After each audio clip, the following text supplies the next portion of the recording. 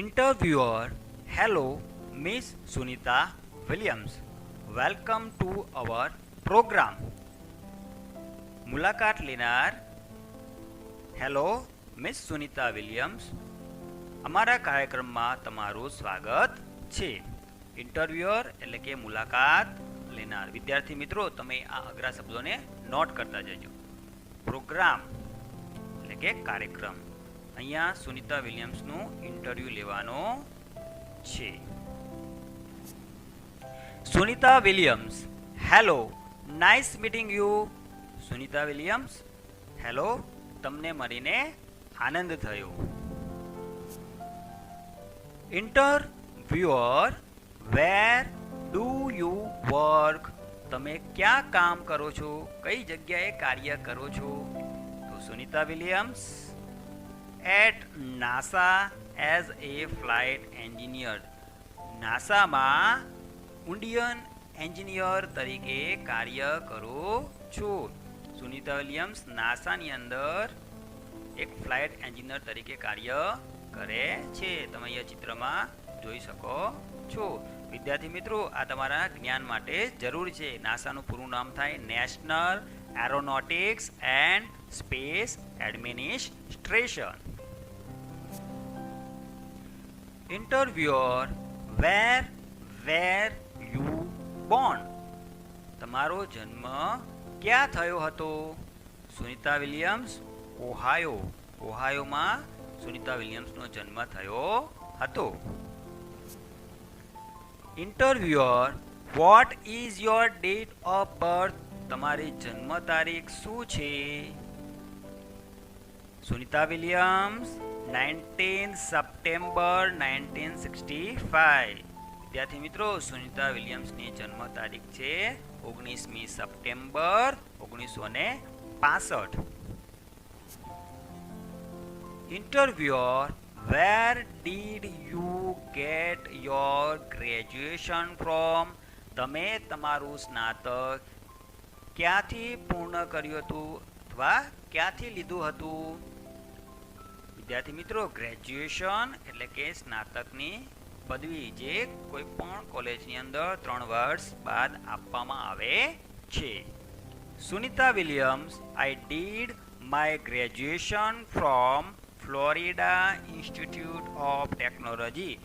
Sunita Williams: મેં મારું graduation Florida institute of ટેકનોલોજીમાંથી, એટલે કે ફ્લોરિડાની જે નામની સંસ્થા છે, પ્રૌદ્યોગિક સંસ્થા, ત્યાંથી મેળવ્યું હતું. આ વિદ્યાર્થી મિત્રો, આ ચિત્ર આપેલ છે એ ચિત્ર ફ્લોરિડા ઇન્સ્ટિટ્યૂટ ઓફ ટેકનોલોજીનો છે. Interviewer: which special items did you bring with you in the space first time. Interviewer: તમે તમારી સાથે અવકાશમાં કઈ ખાસ વસ્તુ પહેલીવાર સાથે લઈ ગયા હતા?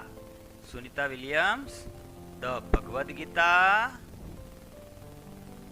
a small idol of Ganesha and a letter written in Hindi by my father.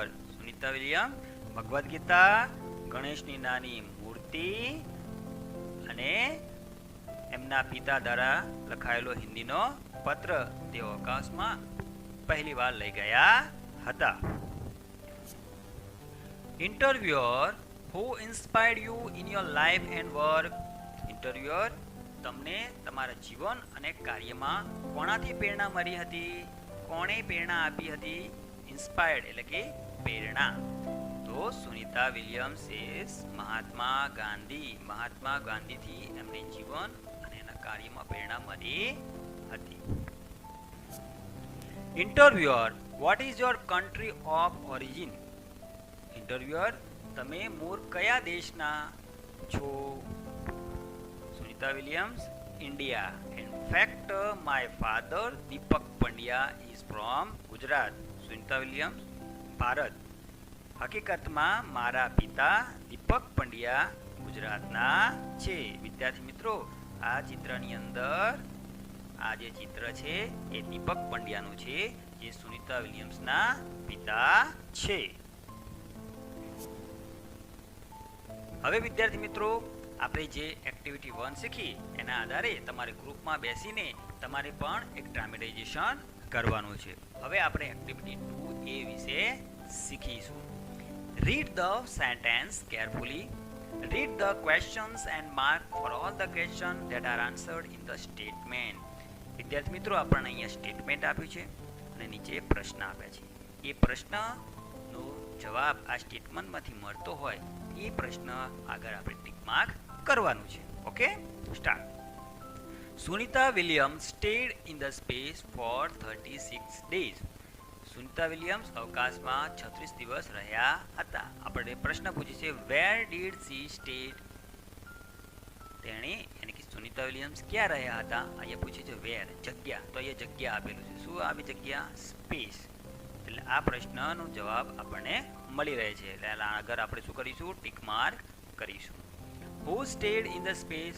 અવકાશમાં કોણ રહ્યું હતું? તેનો જવાબ પણ આપણને મળે છે. કોણ રહ્યું હતું?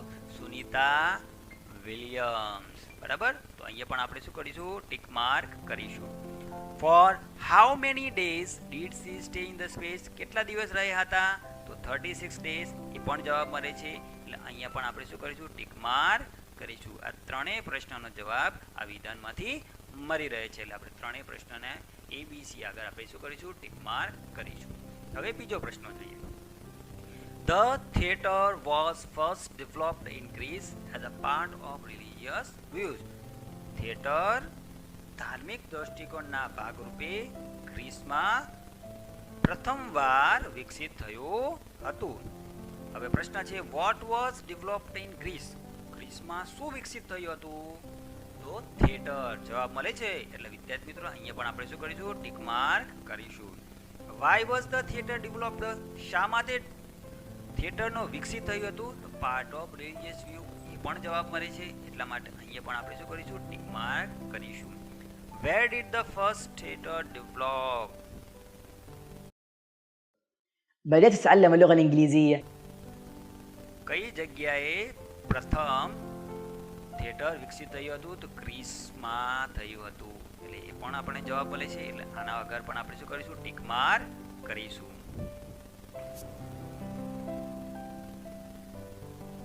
The first newspaper advertisement appeared on the back page of a London newspaper in 1625.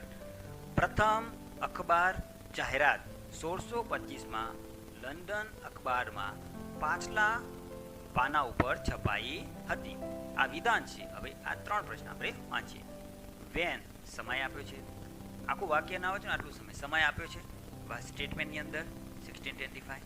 એટલે આપણે શું કરી દેવાનું? ટિક માર્ક કરી દેવાનું. બરાબર. આખું વાક્ય વાંચવાની પણ જરૂર પડશે નહીં, પણ હું વાંચીને સમજાવું.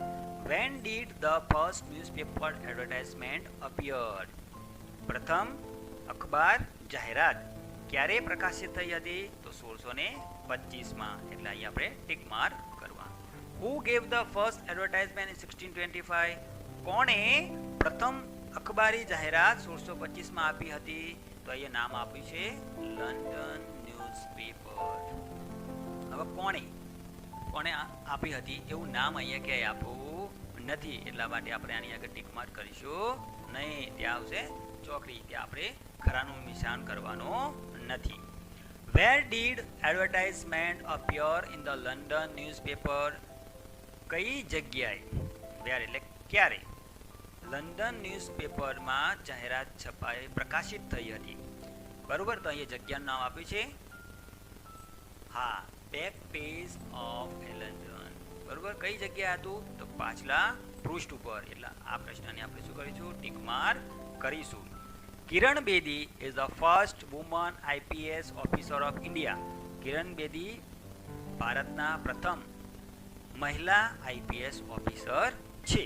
હવે આ વિધાનને આપણે સમજીએ અને એના પ્રશ્ન વાંચીએ. Who is the first woman IPS officer of India. કોણ છે ભારતની પ્રથમ મહિલા IPS ઓફિસર? તો એનો જવાબ આપણને મળે છે કિરણ બેદી. એટલે આ પ્રશ્ન આગળ આપણે શું કરવાનું? ટિક માર્ક કરવાનું. What is Kiran Bedi. કિરણ બેદી શું છે? તો એ વુમન IPS ઓફિસર. એટલે આ પ્રશ્ન આગળ પણ આપણે શું કરવાનું? ટિક માર્ક કરવાનું. When was Kiran Bedi selected as an IPS officer? અહીંયા કોઈ પણ સમય નથી આપેલું, કારણ કે વેન સમય જાણવા માટે પૂછાય છે, એટલે આ પ્રશ્ન આગળ આપણે ટીક માર્ક કરવાનો નથી. એ આવશે નહીં, માત્ર એક અને એ અને બી જ આવશે. પ્રશ્ન number 5. Mahatma Gandhi was Born in Porbandar on 2 October 1869. Mahatma Gandhi પોરબંદરમાં 2 ઓક્ટોબર 1869માં જન્મ્યા હતા. આ વિધાન આપ્યું છે. હવે પ્રશ્ન વાંચીએ. When did Mahatma Gandhi go to Delhi? હવે દિલ્હી આવ્યું. આ તો કોઈ પણ જગ્યાએ એને સહમત થતું નથી, એટલે આનો જવાબ આમાં એક પણ વિધાનમાંથી આવી શકે એમ નથી, એટલે એ આવશે નહીં. Where was Mahatma Gandhi born? Mahatma ગાંધીનો જન્મ ક્યાં થયો હતો? તો પોરબંદર આવે છે, એટલે આને આગળ આપણે શું કરીશું? ટિક માર્ક કરીશું. What is the birth date of Mahatma Gandhi? Mahatma ગાંધીની જન્મ તારીખ આપણને વિધાનમાંથી મળી રહે છે, એનો જવાબ મળી રહે છે, એટલે આપણે એની આગળ ટિક માર્ક કરીશું. તો વિદ્યાર્થી મિત્રો, તમને આ એક્ટિવિટી 1 અને એક્ટિવિટી 2 વિશે સારી એવી સમજણ પડી હશે, અને તમે ડિસ્ક્રિપ્શનમાં જઈને